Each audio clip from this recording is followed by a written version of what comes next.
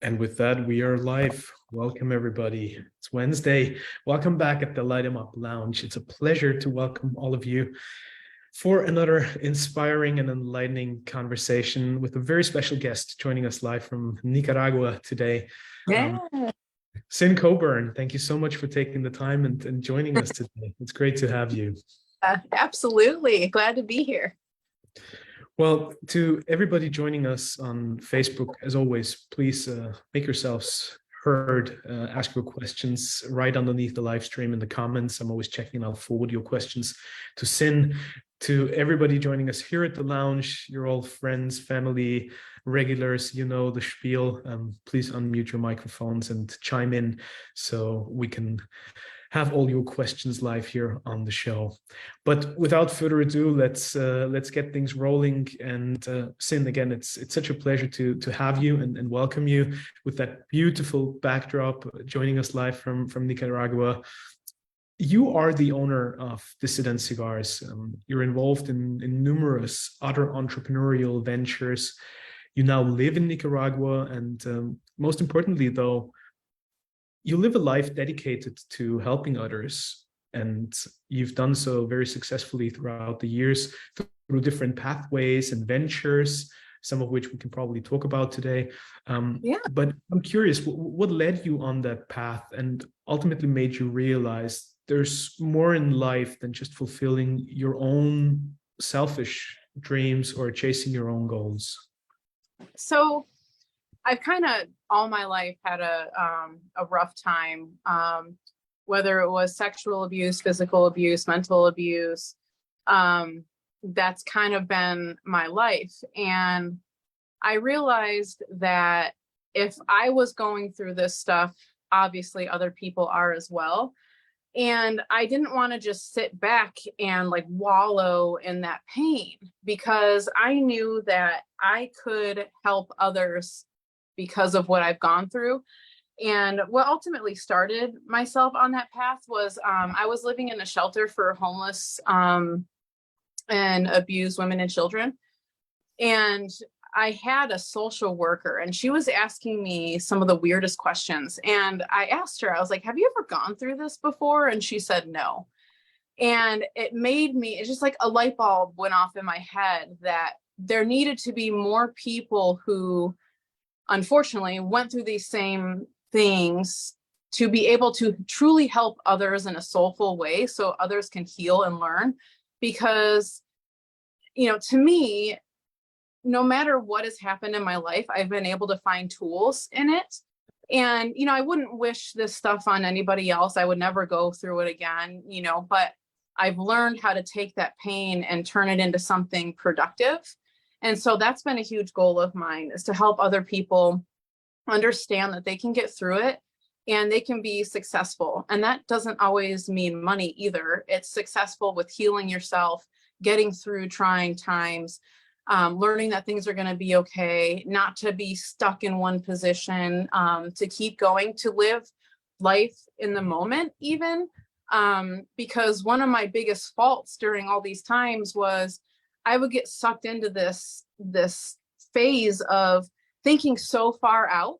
Like, for instance, when I was homeless with my kids back in like 2007, living in my truck, trying to escape abuse, I just could not get out of the phase of like, what's going to happen a month from now? What's going to happen a year from now? How do I get out of this? And I had to put myself in this position of, I can't think of that. I need to think about in the moment. Right now, I'm warm, I'm safe, I can lock the doors, the kids are safe, they're with me. And it was those times that really pushed me through, because if not, I would have ate myself alive. I was suicidal multiple times. But if I didn't put myself in that train of thought, I wouldn't be here today. So it's just a matter of helping others understand those same things, whether it's through working at a boys' home, which I did for multiple years, or working at a law firm for the elderly, or motivational speaking and talking to students in high schools, or doing it through cigar lounges and being a cigar owner. So to me, it's all the same thing. It's just reaching different people each time, which is super exciting to me. And then you have the whole animal part too, but I'm just like, help them all. Well, I couldn't agree with you more, and I thoroughly appreciate your thoughts on this. We all go through challenging times in lives, and those struggles and difficult times, all these issues are truly part of who we are, and I think they are so critically important, making us stronger and sometimes leading us on a new pathway, opening new doors, if only we dare to go down that path, right? And make the most out of it. Just out of curiosity, I mean, you've been successful in building different businesses in various industries. What do you believe are crucial components of entrepreneurial success? Believing in yourself is a huge thing. There's multiple times with multiple things that I've wanted to give up, but it was a lot of self-talk and a lot of truly good friends that have helped push me through things. You have to have a good foundation. You know, you're going to realize really fast who your real friends and family are when you're trying to be successful at something and you see what their response is to stuff. So a lot of it is like narrowing down your friends circle, you know, keep that circle small. And, you know, if you've picked the right ones, they're going to root for you. They're going to see things that you don't necessarily see, which is hugely beneficial because we are our own worst critics. And I am terrible with that. I'll be the first one to talk negatively about myself and say that I can't do it. So again, the support system's huge, but also the understanding that you know you're going to fail. You know, you're going to. With some things, you're just going to fail. And that's not bad. It's not bad at all. In fact, it teaches you so much of what you need to know. So you may have a business that failed, but you also learned so much from it, and you know not to do certain things or to do certain things with your next round. So, you know, some of the most famous people, you know, the inventors, the people that started, you know, certain very successful businesses, they weren't younger when they did it, they were older. And that was because they allowed those mistakes to happen and they just kept going and they learned from it. So that's a huge, huge thing. Do you feel that no matter which industry you're in, like those same principles will always apply? And if you just came to realize those crucial elements, you can be successful in pretty much any industry, or you can make it in various different fields? Yep, absolutely. And you have to be a people person. And it's also all about who you know. But a big part of it is you have to be a people person. And that doesn't mean you have to want to be friends with everybody. That's not it. But there's always a common denominator between every single person you meet. You have to find that common denominator, because you could love folk music and absolutely hate Mexican food and all this and that, but you love donating to animal charities. Well, guess what? I love donating to animal charities. Let's talk about that. And that's how you form that connection. And then they open up and they want to talk more, and you start learning about them. And then you start asking them questions, and you start, they start asking you. And it's just like, it's this spiral effect of all great things that I feel like the universe pushes us to do, because it's all about humanity and sense of community. And we're losing that. We're losing sense of community. And that is one reason alone why we decided to move to Nicaragua, was because there was still that sense of community here.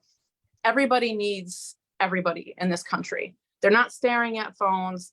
They're not typing away on screens. They are literally hustling out there, talking to everybody, selling their fruit, selling their vegetables, fixing cars that are driving up to their shop. They're doing all that stuff, which is beautiful to see. And I'm not talking shit about this stuff. This is absolutely vital too.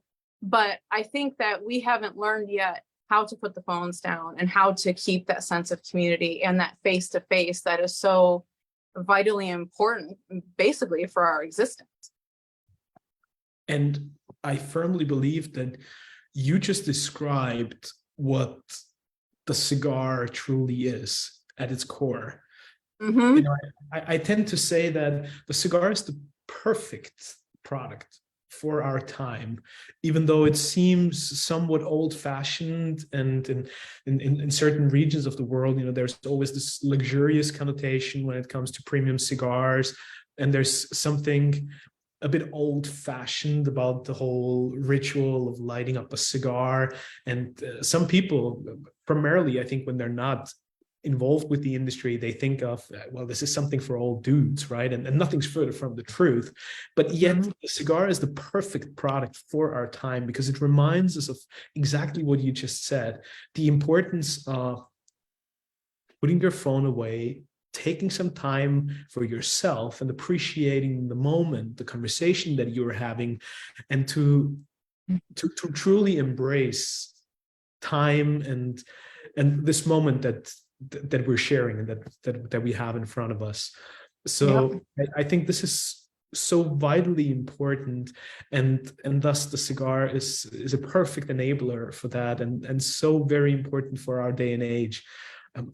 When did you realize, though, that cigars were an important aspect of your life? Because if I remember correctly, you moving down to Nicaragua came before you had a vested interest in cigars and the industry. Yeah, it did. So I always say I started smoking 6 years ago, but time goes on. So I feel like it's 7 years ago now. So I'll just start saying 7 years. But it was when I was a single mom. I didn't want to take up cigarette smoking. I don't do like drugs. I believe natural stuff is totally different. It's whatever, but I was doing nothing, and I needed something to be able to separate myself, because raising 4 kids on my own was very, very hard. And so I loved the smell of cigars. So one day I just walked into this place that I knew had a humidor, and it was like, in Michigan, we call them party stores. They're like these corner stores. I don't know. They're convenience stores, right? So this one happened to have a humidor. So I asked the guy what would be a good starting to cigar, and he had no clue. So I was like, oh, okay. So these were my starting points for cigars. And I'm like, huh. Okay, well, to me, in my head, lighter cigar the lighter the wrapper would mean lighter cigar. I don't know. So I just started picking out random cigars. To this day, I can't even tell you what those cigars were. No clue. I remember one was so peppery. I was like, oh God, no. But anyway, I took them home, and I sat on my like little balcony thing in this apartment that I had. And I had that hour to just chill out. I knew the kids were safe. And I just sat there and I learned how to smoke cigars, and I just took that time to myself, and it was so awesome. And it gave me that time to just mentally check out and just be there for myself. And it was exactly what I needed. So I just continued to do it from there. So and then I did figure out, actually, when Josh and I got together, we figured out a lounge in Michigan and got more educated on cigars, which was great, because my first experience was not the best. But obviously, going to lounges, we learned so much more, and realizing also that it's a bunch of accepting people. Even the way that I look and the way that Josh looks, everyone's just awesome. You see all these problems in the world through the news and all this bullshit, but then you walk into a cigar lounge and none of that stuff exists. Everybody is just so nice and so caring, and they want to know about you. They want to learn about you. It's not sitting in some crazy sports bar watching, sports or whatever. Everyone's just chilling and relaxing. And if they want to talk, they're going to chit chat with you. And I just think that's so amazing. We've learned so much just by being in cigar lounges. Like, it's just a wealth of knowledge in there. If people are willing to talk and you're willing to talk, full on businesses can like become something just from sitting in a cigar lounge. So. How very true. Now, there's different ways how people end up in the cigar industry. And there's this very old joke, of how do you make $1 million in the cigar industry? It's by starting with 2 and then working your way backwards. I think the core of it is from the outside looking in, it might be a wonderful thing if you're a cigar enthusiast to start your own brand and suddenly be part of that whole ecosystem with your own business. But that's a whole different animal. Even with hospitality, my background is in wines and spirits, and then the five-star hospitality industry. And a lot of people, when they're passionate about cooking or making their own drinks at home, they at some point probably start dreaming about becoming a chef or a bartender or owning your own restaurant and venue. When you ultimately realize, what have I gotten myself into? This is a whole different animal here. And it's probably similar when entering the cigar industry. So give us a little bit of the background story of how the whole Dissident Cigar opportunity arose for both you and Josh, and how has it changed your perception on the cigar industry, and probably more importantly, your personal enjoyment of cigars? So as you said earlier, we were actually already in Nicaragua. And that actually started because back in, I think it was 2019 or 2020, we took a vacation to Nicaragua to visit the Oveja Negra cigar factory, which is owned by James and Angela Brown. And so after the factory, we were already somewhat friends with them. So after the factory tour, we came down to where they live and hung out for a couple days and then went home. And then we told the kids about it and they wanted a vacation here. So we're like, yeah, we'll do that. And then COVID hit. So that was a no-go because there was no flights, everything was closed down. It just wasn't a thing. So the kids basically said, well, why don't we move to Nicaragua? And we're like, what? So we're like, I mean, you sure you want to move to Nicaragua? And long story short, we had them do their own independent research on Nicaragua, told them that they had to sell everything they owned minus what could go in a large suitcase. And they said yes to all of it. So we moved here. And shortly after, James and Angela approached us and told us that Dissident Cigars was for sale and that they weren't sure what to do with it because it wasn't their company. The cigars are made out of there, but it wasn't their personal brand. So they are either going to let it fall by the wayside, or they ultimately said they were going to offer it to us. And basically said to them, like, give me a week, like, we just need to think this over because money, like that's a big thing. It's not a cheap business to be in, and it is not a business that you're going to make millions in either. But after talking through it, we knew that we could do this. It would be successful, and we could just continue to reach a bunch of people and show them that if they feel like they don't belong, they belong with us. Like, that it's okay. Like, we accept you. We want people to see that the cigar industry is for everyone. So that was our ultimate goal. So yeah, we said yes to it. Invested a lot of money, a lot of money into this. And it just went from there. So it's a long road. There's a lot that obviously I already knew, I blend the cigars myself. But it's a lot of the internal stuff, a lot of the paperwork, the ordering, the trying to get the numbers right as you're growing. So you always have stuff in stock, whether it's, being made in the factory or if it's sitting in the warehouse. That's probably been the most challenging, is trying to weigh that equally. And honestly, it's a good problem to have because we're growing. So it's hard to figure out. But we just hope people understand that, we too are a small business and patience is greatly appreciated. But we haven't really run into any bumps or anything. But one thing I would say that has opened my eyes the most, there's actually a couple things, is having the ability to be in the cigar lounge and seeing how hard the employees work to make these cigars and how little people know about them is amazing. Like, more light should be put on these employees that truly make the cigars, because without them, we would not be here. I mean, I tried to roll a cigar. It was a turd. Josh tried rolling a cigar. Complete crap. Like, and they make it look so easy. You know, they just like spit them out like it's nothing, and you still get a beautiful, high quality cigar, especially in the boutique world.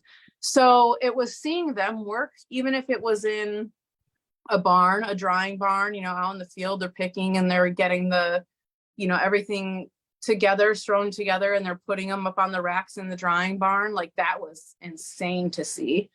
And I've seen it now both in Esteli and down in Ometepe. So they're two different, they use two different, or probably more than this, different drying barns depending on the weather and how that could affect your tobacco as it dries. So yeah, watching that.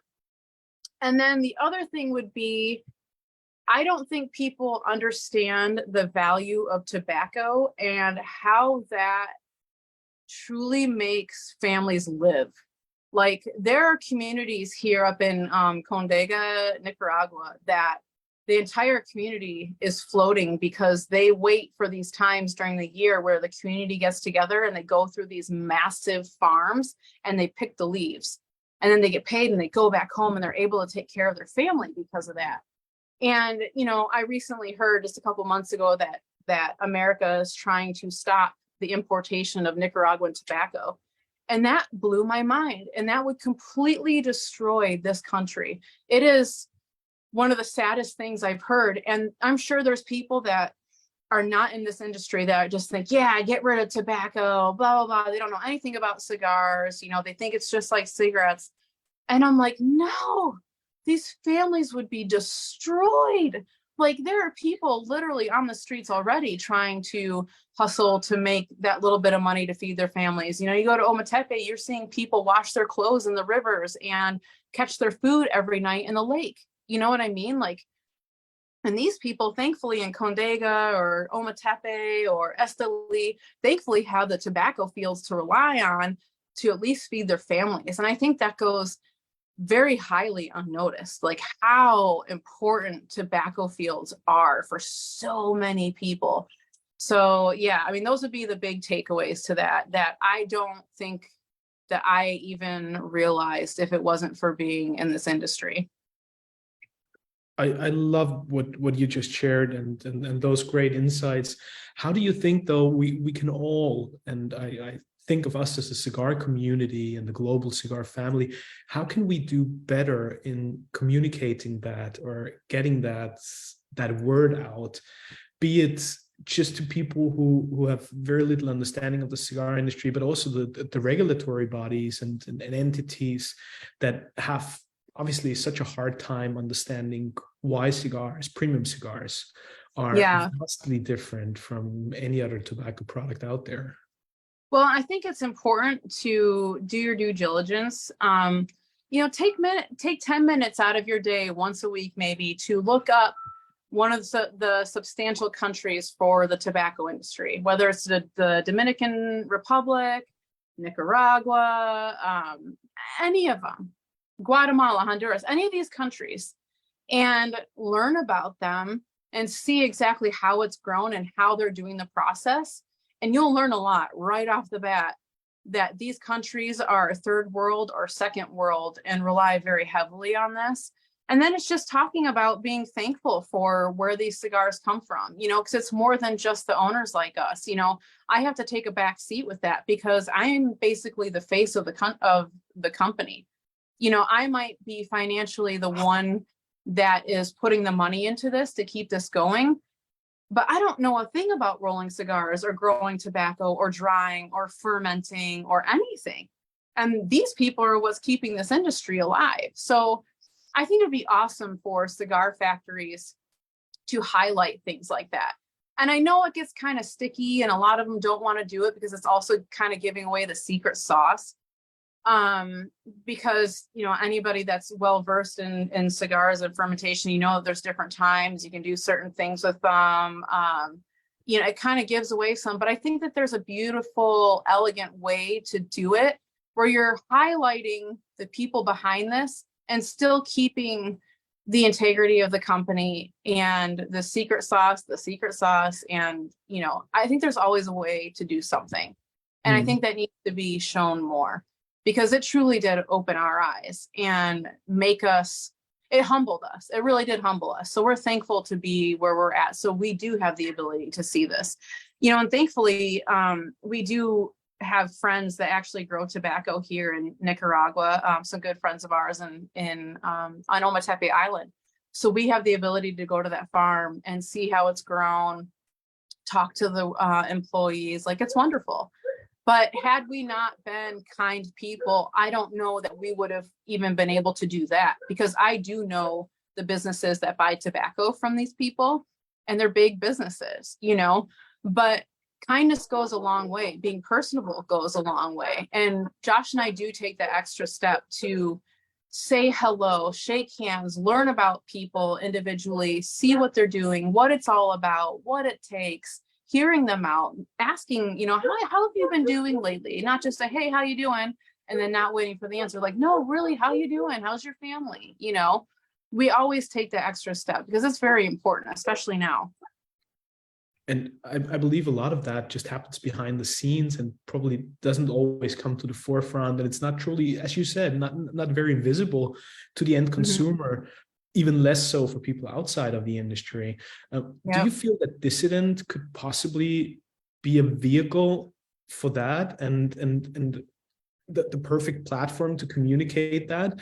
Because if I may say so, Dissident is not your typical old school cigar legacy brand where it's right. all about the Nicaraguan or Dominican heritage, and the family's been in the business for 100-odd years. You take a very refreshing approach to the way you present the company, to the way you market and communicate your product. So I guess what I'm trying to say is, where do you find that sweet spot of keeping Dissident's character and uniqueness and combining it with the more hands-on craftsmanship aspect, and how do you communicate that and bring it together in a natural and charming way? Well, I think that there's a few things to that. When I was at TPE, I had a couple people from Drew Estate personally stop me and thank me for what I was doing and for my authenticity. And they told me that they were proud of me. And I had a random person that had no idea who I was, but knew what I looked like because they overheard a conversation from a couple different people over at Drew Estate talking about me and what I was doing in the industry. And I got so choked up because I push really hard to be accepting of everybody, especially fellow cigar brand owners, especially in the boutique industry, even not in the boutique industry. I mean, like, Drew Estate is so far out of the boutique industry, like, they're the leaders of everything. But I will smoke cigars from other brands, no problem. I will post about them. I don't care, because just because I own a cigar brand and I think my cigars are wonderful doesn't mean that these other wonderful cigars don't matter to me anymore. They do matter. And Dissident Cigars may not be for everybody. So maybe cigars from another company are going to fit their palate better. And if I say they're a great cigar, they're made well, then that's the damn truth. And so I like to keep that community going within the cigar community.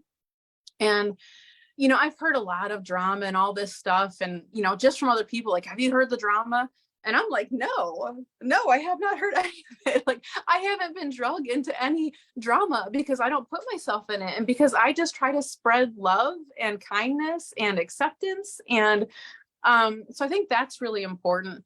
And then the other thing is obviously looking like the way that we look and being successful, I think, is highly important. It shows people that you can be authentically, genuinely you, and you will thrive. You just have to find your calling, and you can do it.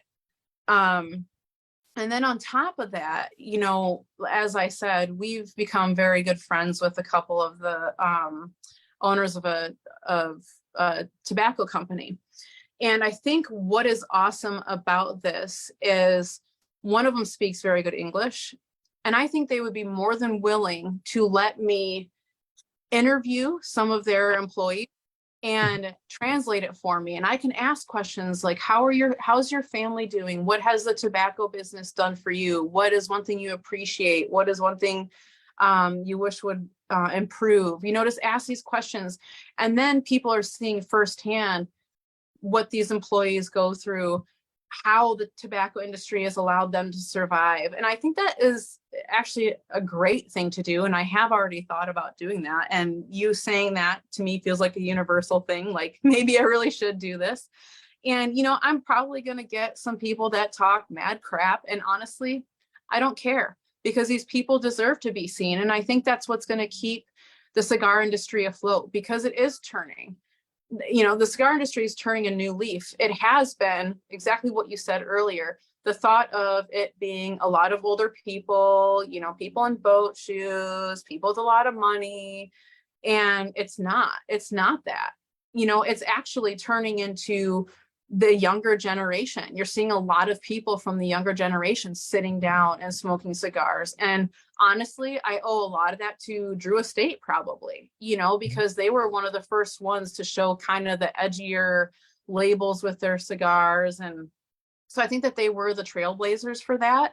And it's people and companies like Dissident that are going to keep that going, that turn the new leaf, that take the extra step to interview the employees and hear them firsthand what they have to say. And what's better than like seeing something like that, and even the language barrier, and seeing how it's being translated and seeing the smiles on their face. And I just think that's amazing. And I would love it if we were the first ones to do that, because we've already done everything else different, right down to, when we bought Dissident, the first thing we came out with was a whiskey.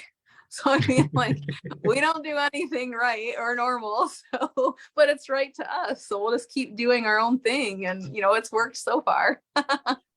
Cynn, I'm curious about that. Do you feel like in the beginning you were trying to do things differently for the sake of doing things differently? Was there ever like a clear vision and path of how you wanted Dissident to evolve as a brand from a business standpoint, or with like a clear strategy in mind? Or was it more like let's figure this out as we go and see where we want to end up at? Nope. So we're big on just being ourselves. And so there was no strategy or trying things. It was simply, we're just going to do what we know and be who we are.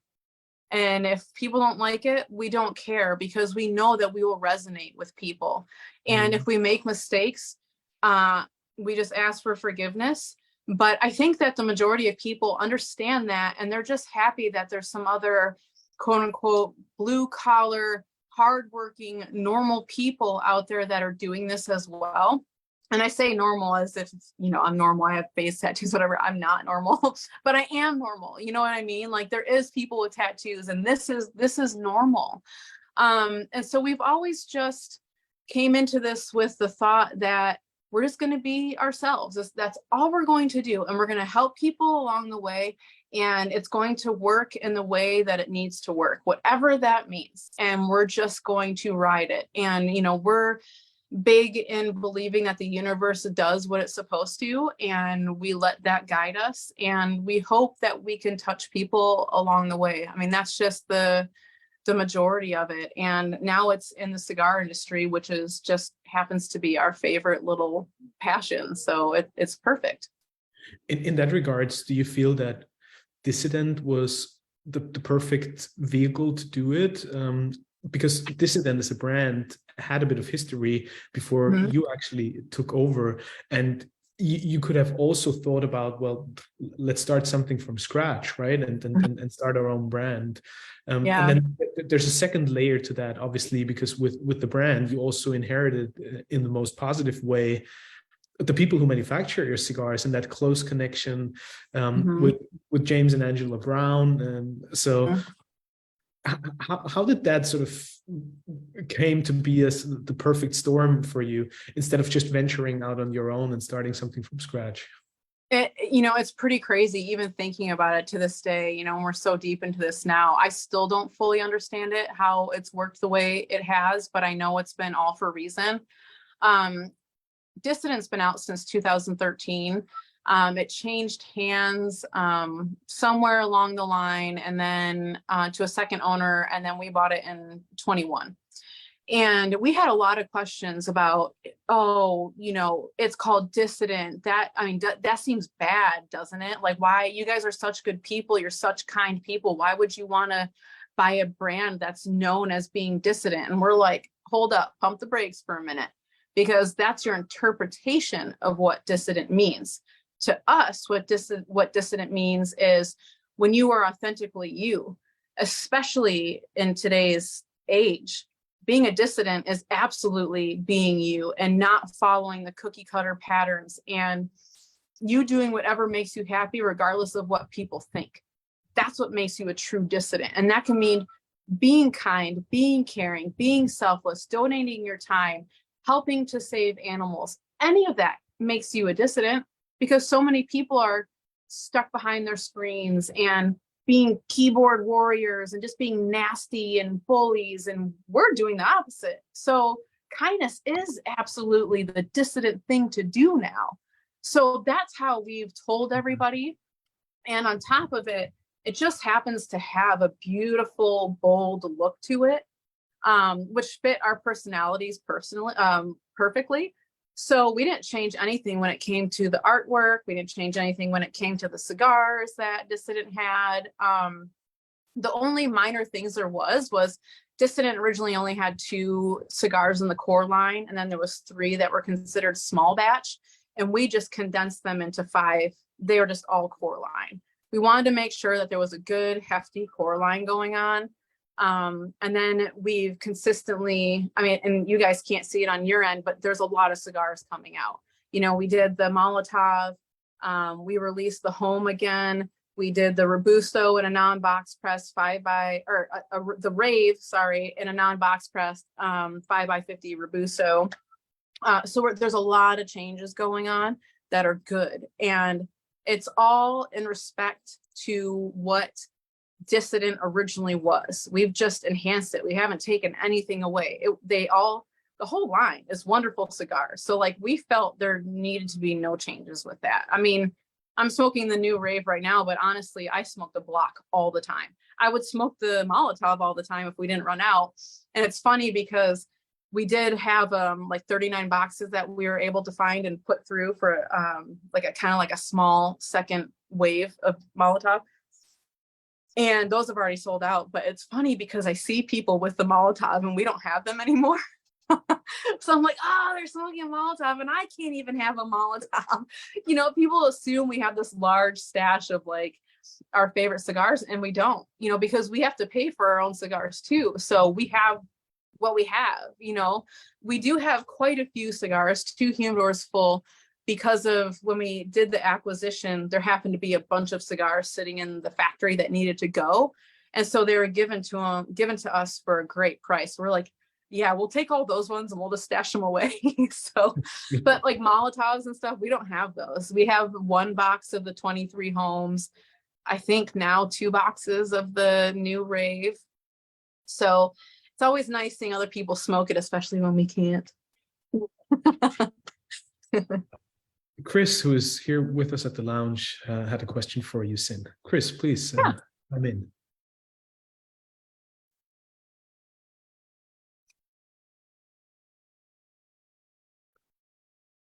Chris, I saw your hand went up. Do you want to put your question forth? Shall we bring you in? If not, we'll try again a bit later. Cynn, in the meantime, let's talk a little bit about the manufacturing aspect. And you briefly touched on your relationship with James and Angela Brown, but how do you feel that Oveja Negra is just different from other factories that you have seen in the way they do things, in the way they work, and also in kind of the personal relationship that you have with them? You know, what's so amazing about James and Angela is they have such similar style and taste to us, and they also have dissident attitudes to them, so it works out really well.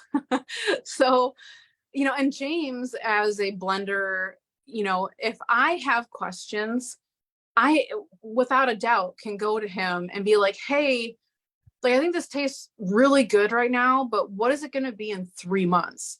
Like, I know that this Viso or this Ligero or this Seco with this may do this, but I don't know about this aspect. And he's right there with his knowledge to be like, yeah, man, I think that'll work. Or, in 3 months, it's actually probably going to do this. Or, there's a cigar I blended that, in the beginning, it was like super mellow, and then it got insanely peppery. And I'm like, what in the world? This was fresh off the press, literally watched the roller do it. He's like, yeah, man, it's still the oxygen coming through and it's mixing with the ammonia. And, all those components make for this, and then it will mellow out again. And it's just like stuff that blew my mind because, and then on top of that, those cigars that are like that, they may not be like that in 3 months. So you have to take that into consideration. It may be this right now for the second third or the final third, but it might actually do something different. And he's knowledgeable enough to tell me whether that will happen, whether the cigar will change in 3 months, 6 months, or whether it's basically going to smoke the same right there on the spot, made without any kind of aging as it would in 3 months. So that's been awesome. And, having a relationship outside of the factory is important too. If you can just sit down and break bread and laugh and have conversations and talk about your lives and your past and have an understanding for each other, I think that just helps with how a cigar turns out. You know what I mean? If we don't have a good relationship on a personal level, then he's not going to feel the need to put in the whatever effort for a certain taste. He's going to care about the way his cigars come out, obviously, because Dissident is still a part of Oveja Negra, but maybe he's not going to care enough to know what I'm truly looking for in a cigar. If I want something floral mixed with vanilla, heavy smoke, maybe he wouldn't give me that information if we didn't have a good relationship. You know what I mean? So I think all that is vital to the end product that you guys get to smoke, and it comes right down to the relationship. Is it sometimes even helpful, do you think, not to have as much tobacco experience and not going about things the traditional way a master blender would do, or somebody who has been in the tobacco business for all of his life, whereas you just come with a fresh set of eyes, with a totally different mindset? So I guess your approach to blending and creating new products is vastly different. And obviously, as you said, it's very important to have somebody like James there who can then take that idea and vision and turn it into tobacco and cigar reality and make that dream come to life. But do you think that's an asset sometimes to just have, again, like, look at things differently? Yes, absolutely.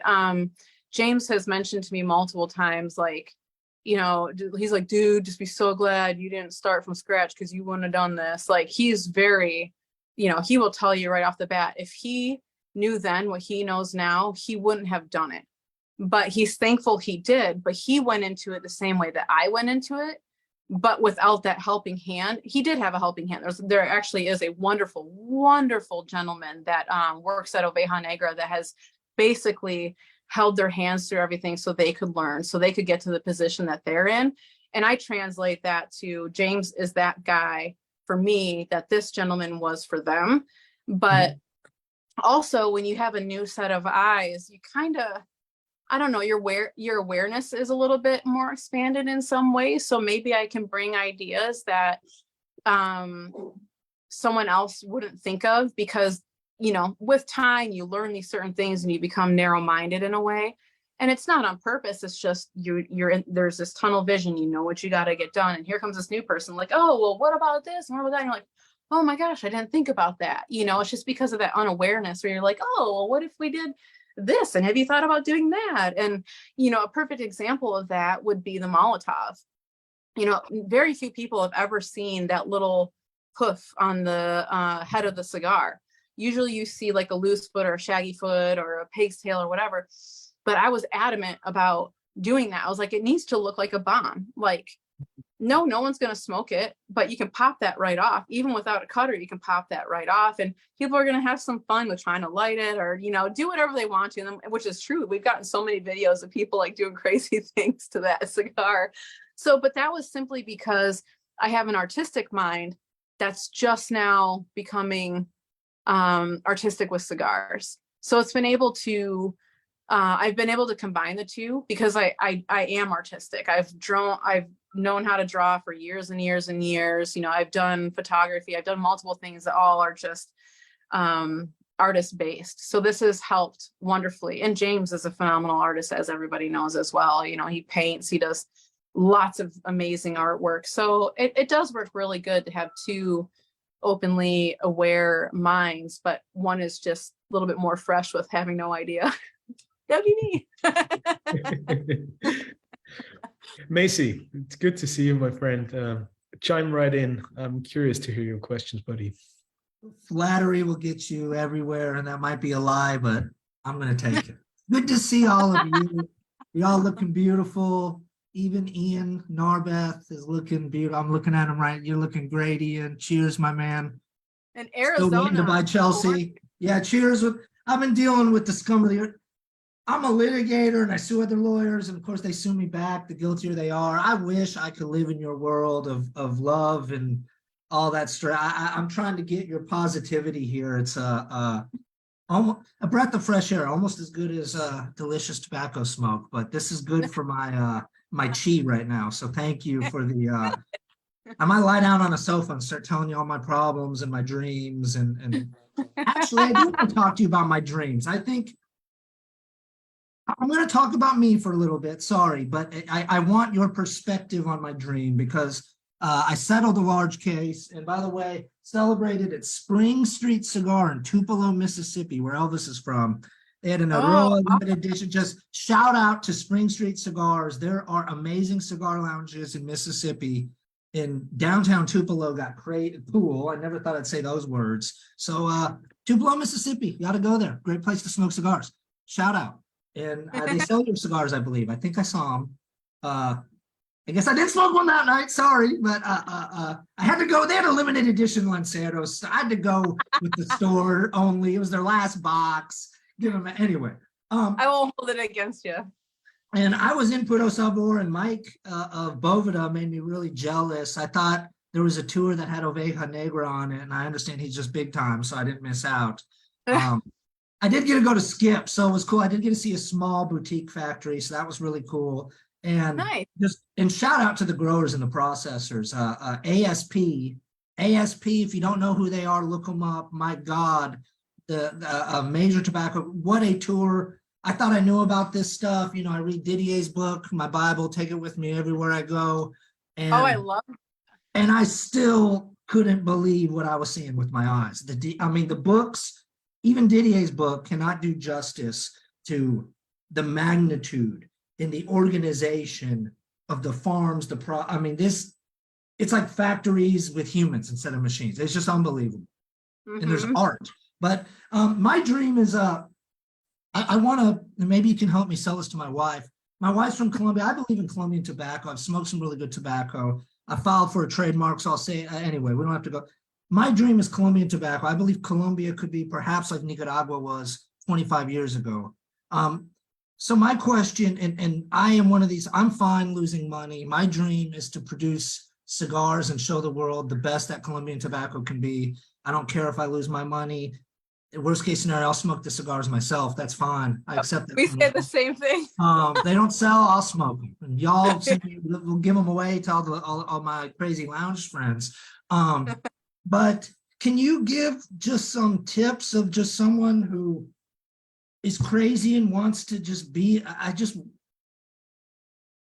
believe in this project. And so can you provide some tips and perhaps inspiration on, like I go next week on some factory tours. I'm not going to say where they are, not yet, but like, can you give me some tips on like, hey, when you're visiting factories and grow, like look into this kind of thing, make sure they're not squeezing you here and here, develop as far as distribution and yeah. I'm interested in how you finance. Can you just talk some of that inside baseball? Because I think it would So be, I'd be an idiot not to ask you those questions. And it's I fascinating. think it boils down to knowing when to ask the right questions. There's a lot of us that are very willing to give the information because we want to see everybody thrive. You know, there's enough room for everybody in this industry because there's so many different palettes out there, right? So I think that it's awesome you're going to these factories because you can ask questions. And if they aren't comfortable with it, they're not going to give you the answer, right? That's worst case scenario. But if they do answer your questions, just write them down, you know, just start asking away and just do it in a good way. Don't overstep. And I think that you're going to go really far with the answers that you're looking for because there's so much information out there. And, you know, obviously that's vital to do what you're wanting to do. And just know that you're going to have hiccups. It's going to happen. I mean, it's just the way it is, but you need those hiccups too, you know, so it's not a successful thing right away. You know, for Josh and I, we didn't take out any loans. You know, that's our biggest thing is living debt free. We refuse to have debt. So even taking on Dissident, it was a matter of, do we invest? Is this a smart investment? We ran our numbers. We figured out what it would be for this versus your traditional investments, you know, like with the stock market and stuff. And we decided to gamble on this with our hard-earned money. We will not do loans for anything. And so that's, you know, that's just my take. Doesn't mean you can't do a loan on something, but I personally always feel comfortable if there's no loan involved and then you have some other form of income coming in as well. Don't jump in head first with no other means of financial stability because you will lose your ass and it's going to hurt. It's going to sting so bad. So have a financial backing, have another source of income coming in or another savings account that you just don't even look at, don't pay attention to. So that way, if something goes wrong, you know, you can still survive. That's a huge deal.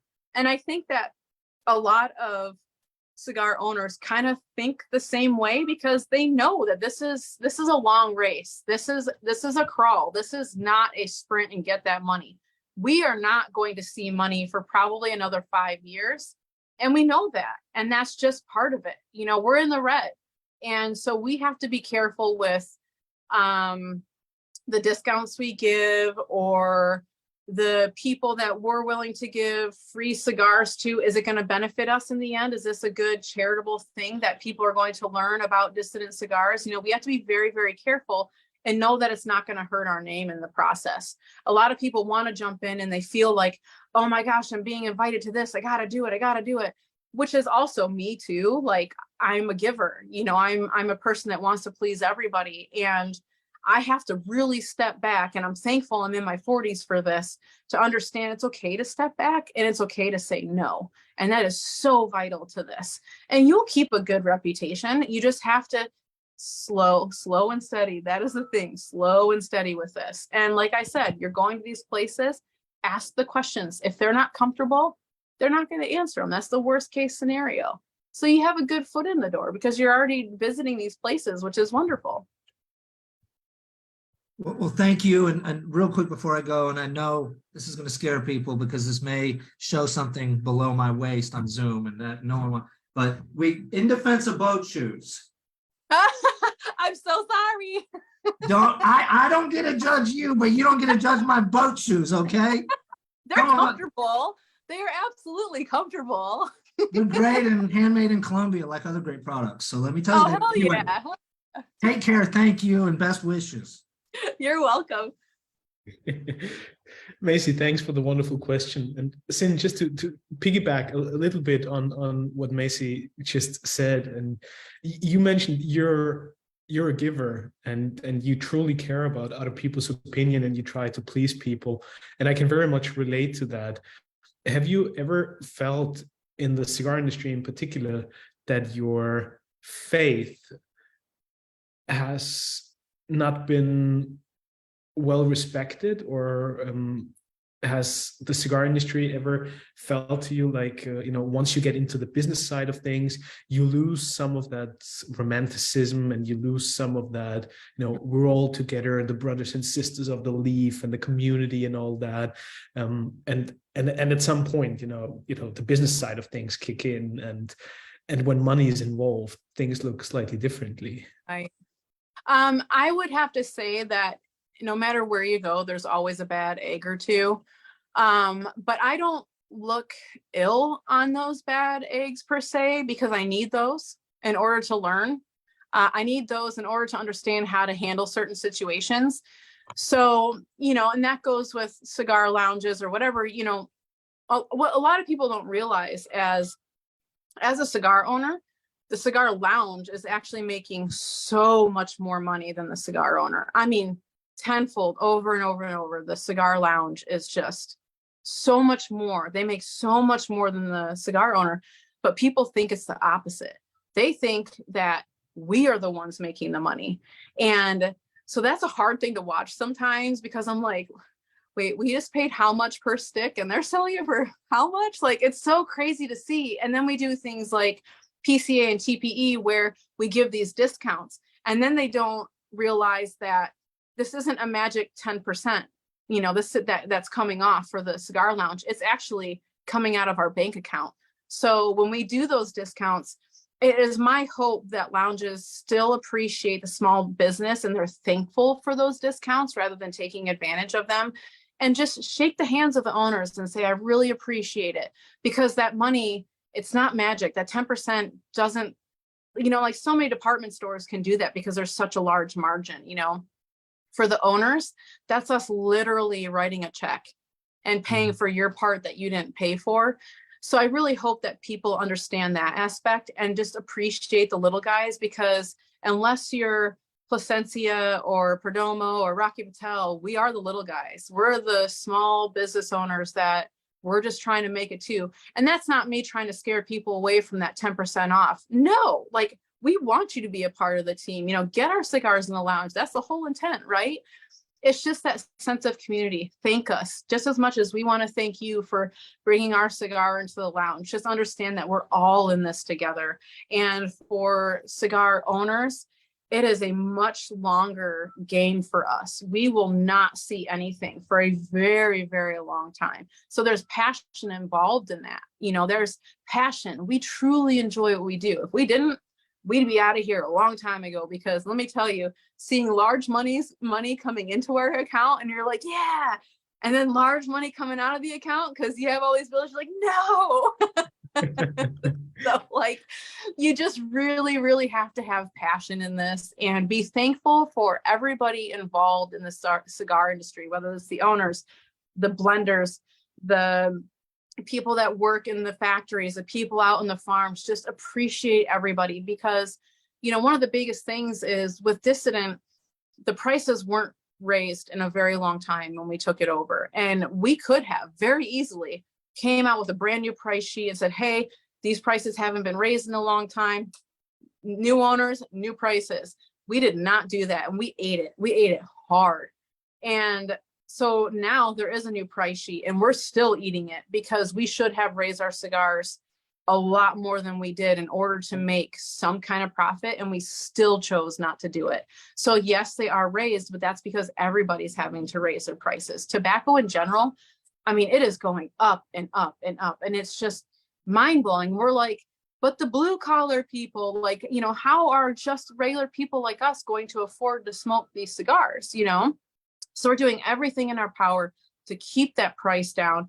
And unfortunately for us, that just means it's going to be a lot longer until we see any money out of it. But it's okay, because we know we're doing the right thing.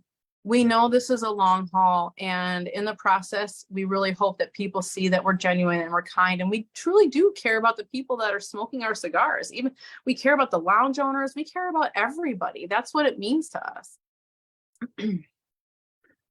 A quick question for you, Cynn, from Justin Hunter, who's joining us over on Facebook. And shout out to Justin. He's curious, when are you dropping that clothing line? I so wish I could. Let me tell you something. So being in Nicaragua, first of all, my clothing style is so far out there. It is very hard to shop for clothes. If I was in New York or California, guaranteed I could find a lot more. Or if I was like rich, I could find what I want.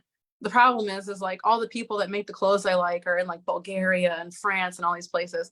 So I do what I can and I find the clothes that I can online, and then they sit at some random house in the States until I go to the States. If I know I'm going to be in a certain territory, I'm like, hey, so-and-so that I barely know, do you mind if I can ship some clothes to you and pick them up when I'm in that state, you know? So with that said, like, I would love it if I had my own clothing line, because then I wouldn't have to worry about anything. But I don't know how to sew. And if I did, I still think it would be shit. Brilliant. Over to Brian in defense of Macy's boat shoes, I see. Macy, you are a boat shoe, Macy. Awesome. This is really fun. Is that Iron Maiden? Yeah. Oh, yeah. Or does it read right? I've got Nirvana. Nice. You know so, what's crazy is my son found this shirt in a secondhand store in town in Nicaragua yesterday for 80 cords, which equals like maybe $1, about $1. I don't know, or less than that maybe. You'll find the weirdest shit in the stores here. Like, and I have a funny story about that, but I'll let you talk first. All right, and then I want to hear the story. I liked what you were saying earlier about giving back in life and in work and trying to help people. I watched this short documentary some years ago. I'm a chess player and a teacher. I teach kids. And this gentleman had brought a chess club to like a homeless shelter and provided this night on a regular basis for these folks to play and compete.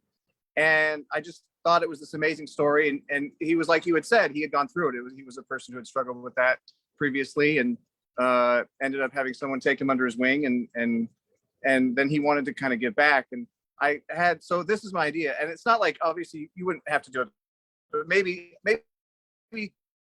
someone huge, some rich, maybe Rocky Patel is watching, I don't know. And they're going to take my idea. So someone with the means to do it brings cigars to shelters and provides, or maybe starts a lounge for that purpose, where it's like, because in my mind, obviously it seems silly because it's like, this is recreation. And obviously there's more important things to focus on, clothing and meals and things like that. But like, to me, the chess club deal was this thing in life that it is important to everybody, and it's like an equalizer. It like provided this sense of normalcy where and pleasure that we all should like have the time to enjoy. So cigars seem like such a great thing in terms of like, we all talk about how it's good for our mental health and we sit and we relax and we feel better. And I don't know, what are your thoughts on that? I actually love that idea, simply because, you know, there are a lot of homeless people, a lot of people with addictions that, you know, and they're homeless because of it and whatnot. And people don't take the time of day to learn about them because they just look at them a certain way. And I was one of those people. I was homeless. And it was simply because I was in an abusive relationship. And so I lived in those homeless shelters, just trying to escape that. And there was a woman in that homeless shelter that she was in this relationship with another man that was homeless, and he would take her in the back of this like empty semi truck and just beat the piss out of her. People could hear it. I mean, they were in downtown, wherever. They would hear it and do nothing. They would do nothing for her. And so she'd come out with just a bloody face, right? So this homeless shelter finally convinced her to stay, and like that they would take her in and do whatever. And she wouldn't do it at first. And she happened to be there while I was there. Well, they told her, can we buy you a tent? Can we just put the tent outside of the homeless shelter? Will you take it then? Because we just care about you as a person and you surviving this. And she finally said yes to the tent. And the reason why she wouldn't go into the homeless shelter was simply because they had beds and food, and she didn't feel deserving. She felt like there was other people that deserved that more than her. And she finally stayed in the tent and she told me her whole story. And it was so heartbreaking. And I had another situation where there was a woman whose boyfriend or husband was beating the hell out of her in her truck. And I was on the side of the freeway getting gas at a gas station, and she was able to jump out of the truck. And so she's walking around at the gas station all bloody and nobody's helping her. And so I just run up to her and I just give her a huge hug. And I had no idea what was going on with her. I didn't know if it was safe. I didn't care. I just knew she needed that hug regardless of her situation.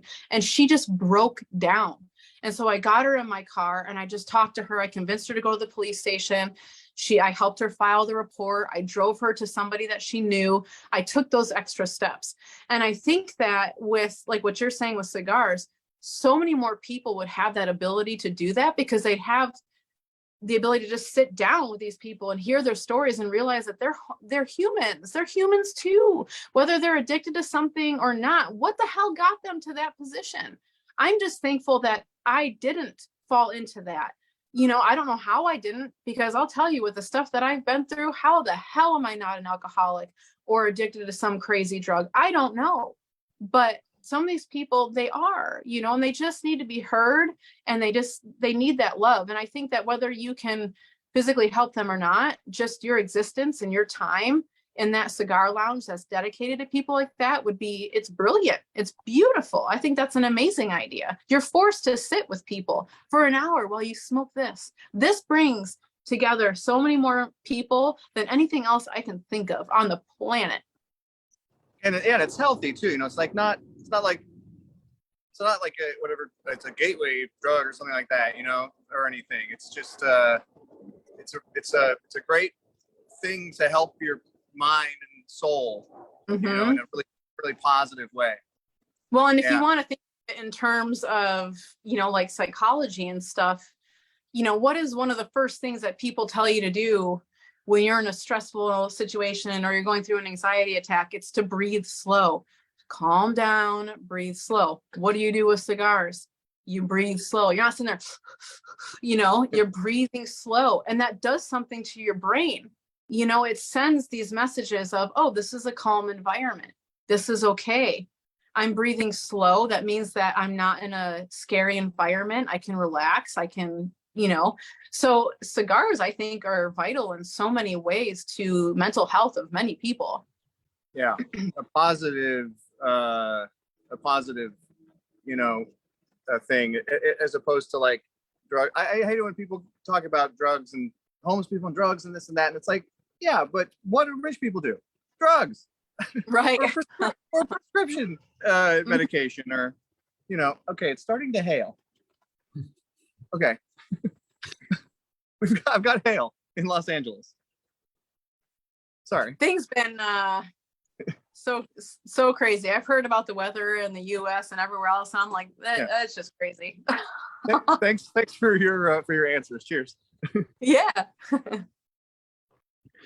Since we already touched on some of the financial implications of getting into the business side, sort of balanced with the more romantic side of things, do you ever think about like the real long-term vision and strategy for the brand? And part of the reason I'm bringing this up is, you know, just recently the big news drop of the SDG acquisition of Alan Rubin's brand Alec Bradley, and that was big news for the industry. And afterwards, I guess the entire industry was talking about, you know, is there going to be a payday for many other of the smaller brands? How tempting is it to, at some point, you know, let go of your dream and your vision for that big fat paycheck?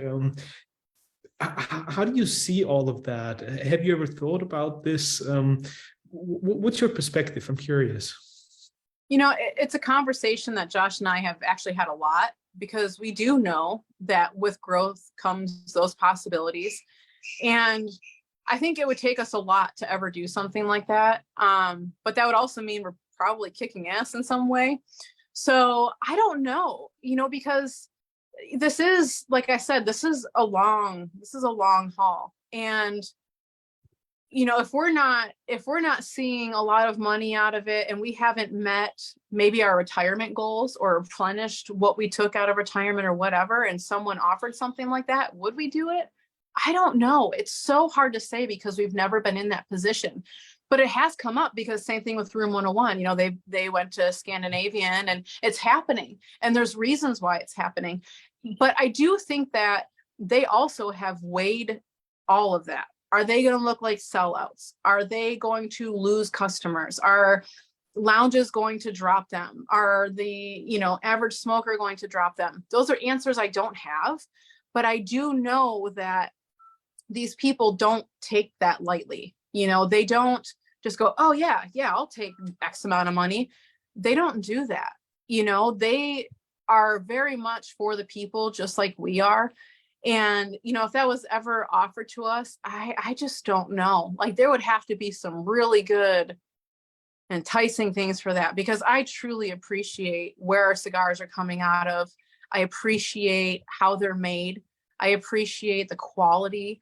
And those would be all questions I would have. Like, I just don't know that another company could match what we're getting and what we do. I don't want to lose our integrity. I don't want to lose who we are. So it's a great question. Do I have that answer? I don't know. 72.5 million, as someone just said, that's a good number. So, I mean, I don't know. I've never been in that position to really accurately have that answer, because I can say all I want. No, we wouldn't do it.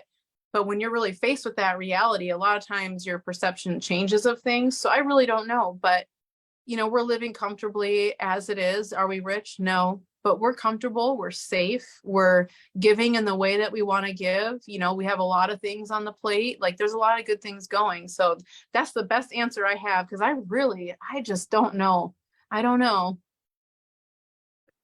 Good point. And I just wanted to add that, I firmly understand and appreciate people who are suddenly facing such a new reality and such opportunities, and it must be incredibly difficult in a very positive way, I guess, to see the growth and the evolution of your dream and your vision. And ultimately then at some point somebody comes around the corner and is willing to invest that kind of money into your business. Well, and they obviously see the value, right? They see something there, and that's why they're doing it. Exactly. Absolutely. Not just the sheer financials of it, but also the faith or the belief that you have in such a brand to even be considering to put down such a sum of money, right? Yeah. And, I'll tell you something too, is when this acquisition happened, we were actually in a very weird position, because at the same time, I was offered to be the face of another very well-known company.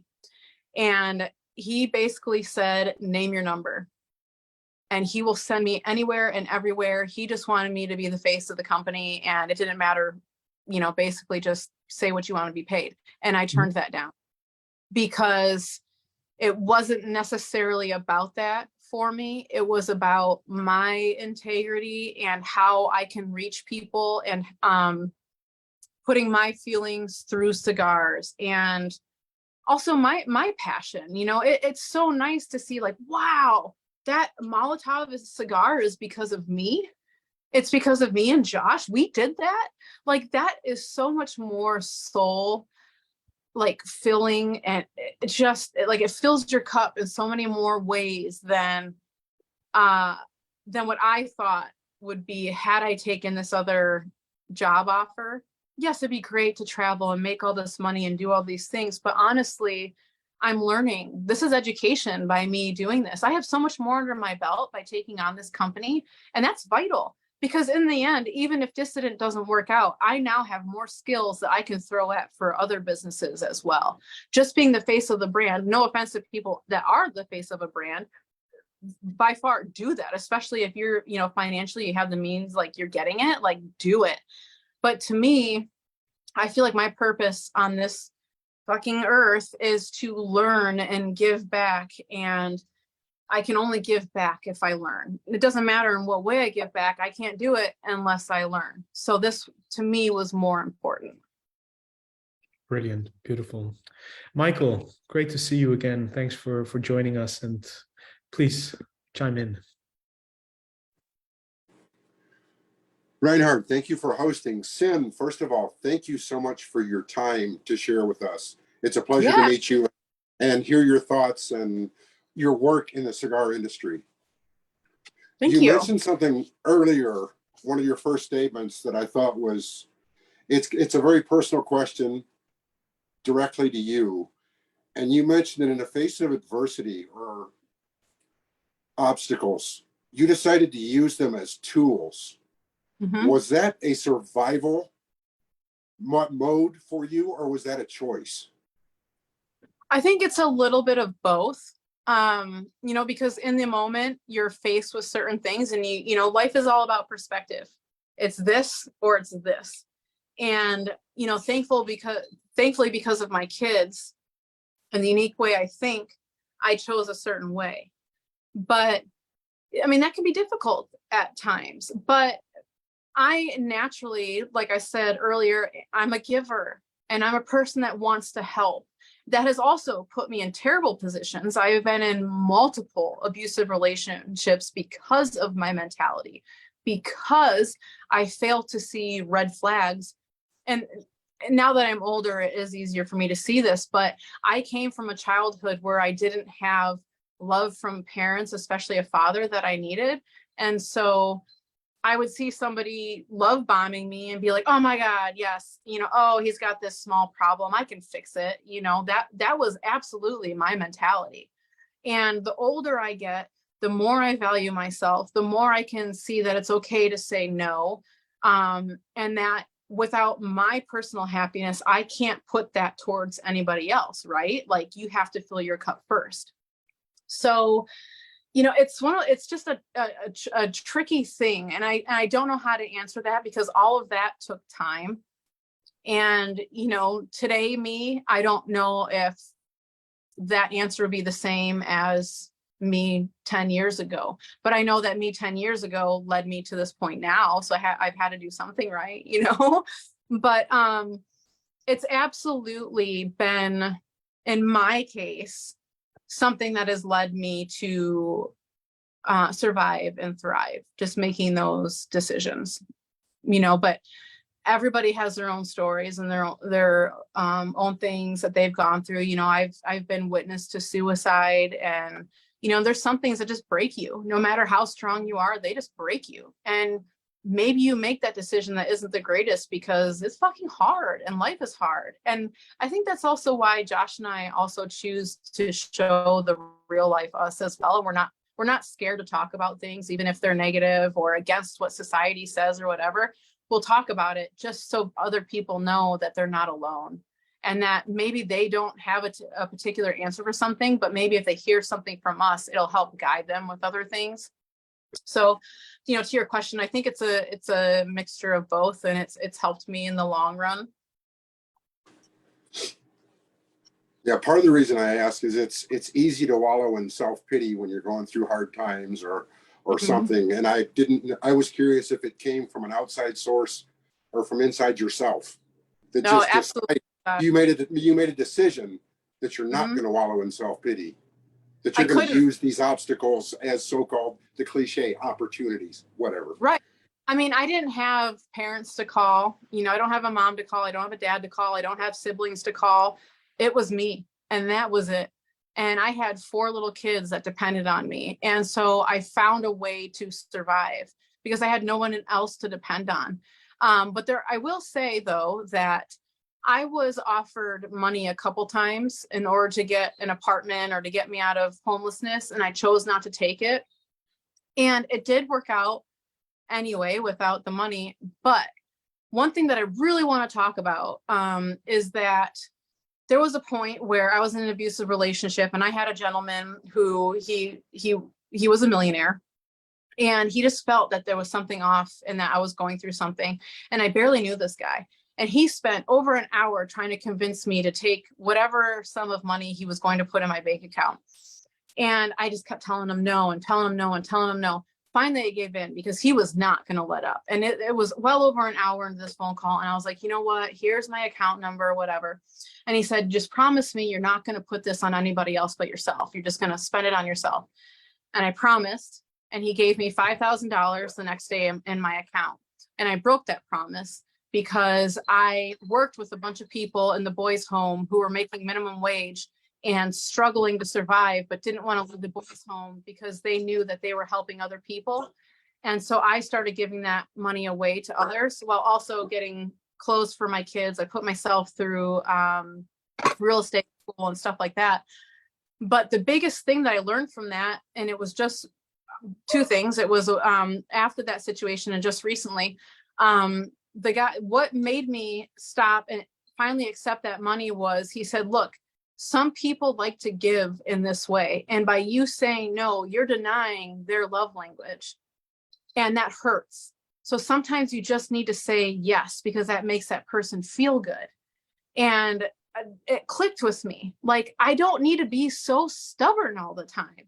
If I just say yes to people, sometimes it's okay. And I'm not being greedy. I'm not taking. This person really does just want to help me. And I think that's amazing. And come to find out, he died 2 years ago from cancer. And that was his way of filling his cup, knowing that he was helping people in need before he went out of this earth. So you never know someone's full story. He never told me that part. And had I said no, he never would have been able to fill his cup the way that he wanted to before he left this earth, because he kept that a secret. So I think those things are very, very important. So do your own thing. You know, listen to your heart, but also know that sometimes it's okay to say yes. Well, thanks again for sharing with us. I'm glad to hear you open up about your personal stuff. It's gratifying to me. And I only have one request: more broadleaf Lanceros, please. Oh, that's so funny, because Lanceros are one of those things where either, and I have one kind of right here. It's one of those things where either people jelly. or they hate them. So it's just, we really have to pay attention to the numbers with that to know whether it's the right thing to do or not. Because some people just don't like Lanceros. They don't like the way it feels in their hands. You know, it's heavy and, you know, but I don't know. There's only a couple Lanceros I like. And, you know, I love the block. It's close to a Lancero and I like it. I personally love when a Lancero's rolled properly, they're amazing. Unfortunately, you take a risk buying Lanceros. I've bought 10 packs and had 7 out of 10 plugged, and it's just the risk you take. But when you get a good one, there's nothing like them. Right. And then, you know, if they do multiple vitolas with that cigar, the Lancero by itself is going to be a whole different cigar. If you're talking, you know, like a 5x52 Robusto versus the Lancero, it's going to be like a completely different cigar. So that's, you know, that's the thing with cigar owners, is how do you broaden this in the right way? Or do you just create a Lancero and call it something totally different?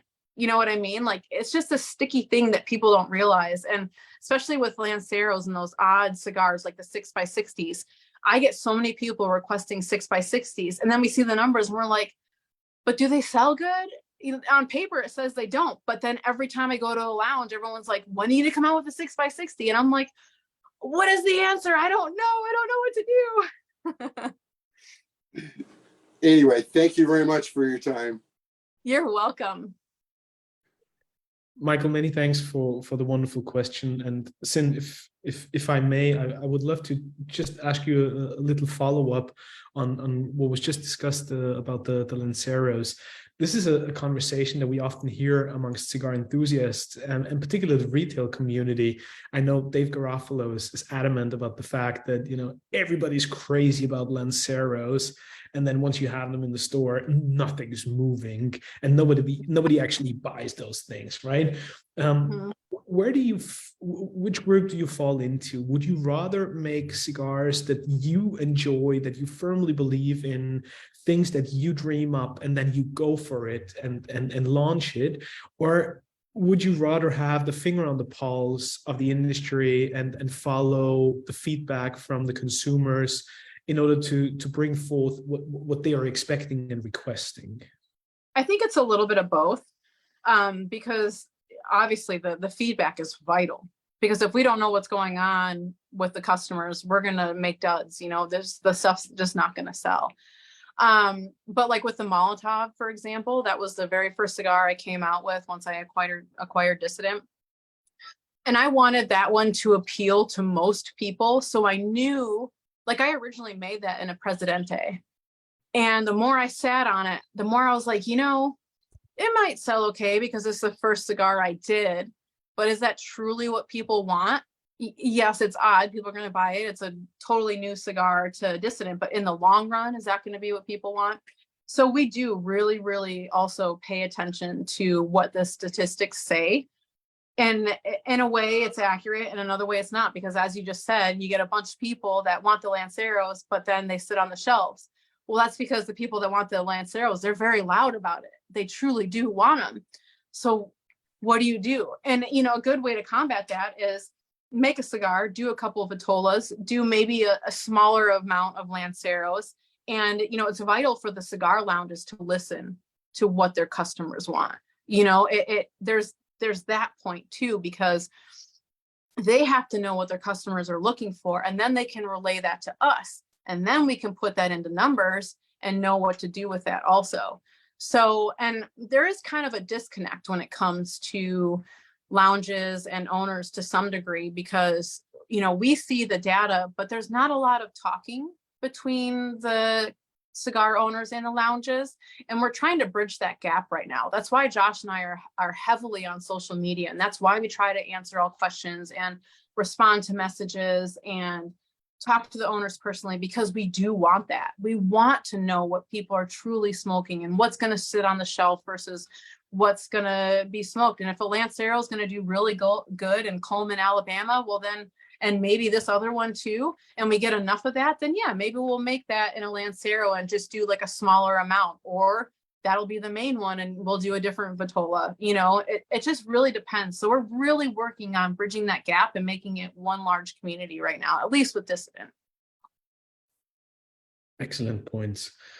Well, Cynn, what a pleasure to have you on the show and to learn about your inspiring story and just how you bring such a truly refreshingly different approach and mindset to the premium cigar industry.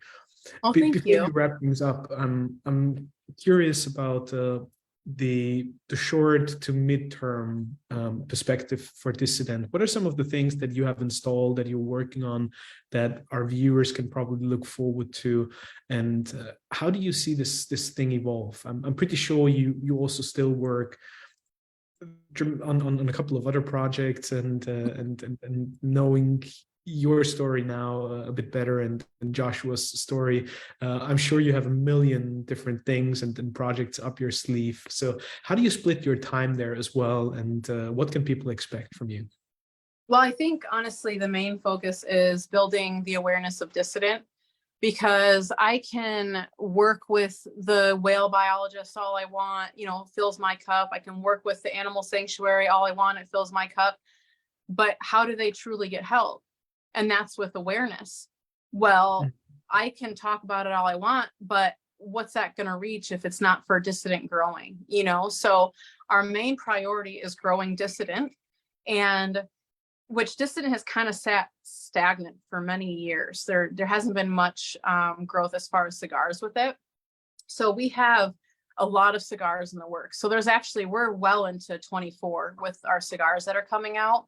So that's the biggest focus right now, is getting cigars out there, getting different cigars out there than what people know Dissident to be, because Dissident has always been more of your heavier cigars. So we're trying to introduce cigars that have a different flavor profile to them than what people are used to.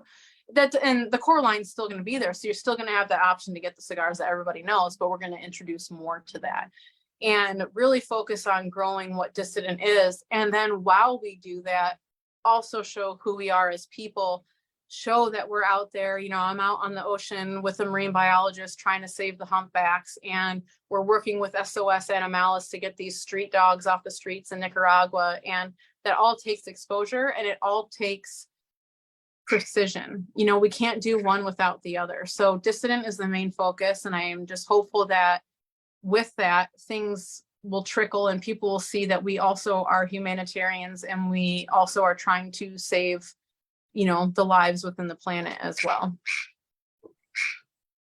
Very cool. Well, again, I mean, I'm fascinated how time flies, and 90 minutes into our conversation, I feel like we could go on for hours, but we want to be respectful of your time and everybody else's time. Cynn, I cannot thank you enough for the opportunity to share this magnificent conversation with you. I wish you, both you and Joshua, nothing but the very best, continued success, and keep up the amazing work. It's greatly appreciated, and I feel it's much needed in the cigar industry to have a different voice and a different way of doing things. So that means a lot. Thank you. It comes from heart, and please keep up the amazing work. And we're all here to help and support, and we're eager to see what's next with Dissident Cigars. Thank you so much. Very best. Be blessed, and to everybody watching, we'll be back next Wednesday, of course. We will host a little panel discussion yet again about the festival season, and we will have guests from Puro Sabor, Pro Cigar, also some people who were in attendance or are still in attendance at the Habanos Festival in Cuba. So that'll be an interesting chat and conversation. Please join us again next Wednesday, same time, same station. Until then, all the very best, light them up, and we'll see you again next Wednesday. Cynn, bye guys. Many thanks for everything. Goodbye, and have a great rest of your day. Thank you so much. Bye-bye.